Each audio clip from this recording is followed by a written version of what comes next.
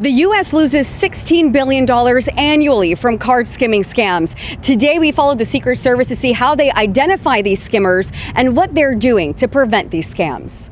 Federal, state, and local agencies have teamed up to tackle card skimming head-on, with a special focus on educating store owners and employees on what to look out for. It's an ongoing operation led by the Secret Service to combat card skimmers targeting gas stations, ATMs, and even grocery stores.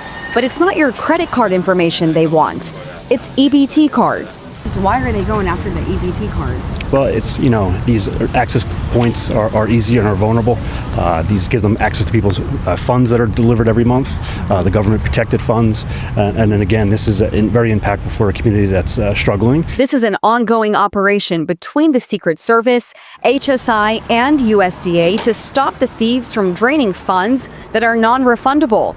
Scammers typically target low-income areas. Unfortunately, EBT fraud has been a major issue in this area and really across the country.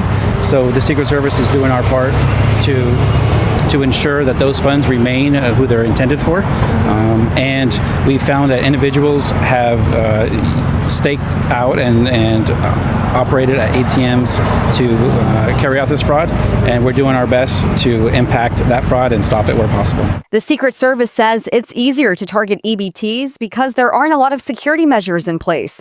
It all comes down to the chip, which many EBT cards don't have, but the agency wants to change that. California is going forward in that direction of installing chips to prevent fraud like this from happening. Today's work wasn't about busting criminals, although over 10 skimmers were arrested this morning. It's about outreach and education, with the Director of Secret Service, Sean Curran, in town overseeing the ongoing operation and personally stepping in to educate store owners and employees on ways to prevent skimmers. Showed the store manager an example of what a skimming device looked like, where they would be placed and how they're utilized. Gave her some educational materials to look over and to share with her employees. We're doing that throughout the community here in LA. We've hit other states throughout the country. As skimming technology continues to evolve, so does the commitment to stopping it. Niku Kazori, ABC 7 Eyewitness News.